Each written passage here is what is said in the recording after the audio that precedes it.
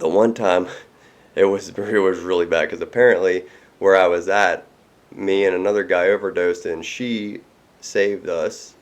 She said that we were like blue and stuff, and then when I came to, um, I went to get off the couch and I fell because my legs just like wouldn't work. And I was driving my mom's car at the time. It was a manual. And when I got up, I finally got to where I could just walk a little bit. And I grabbed the keys from her. And she's screaming at me not to leave.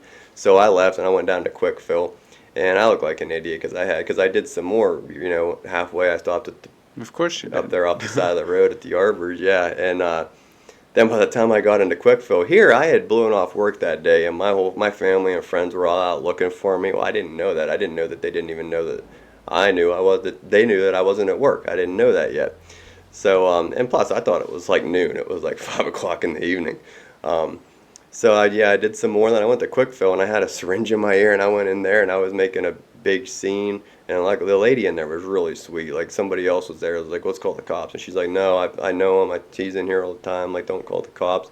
Well, then my family, my mom and dad, and one of my friends were driving in a vehicle, and they pulled in, and they came up, they confronted me, and I was like, no, I'm not using. And then my mom grabbed the syringe out of my ear, and she's like, well, what's that? And I was like, huh.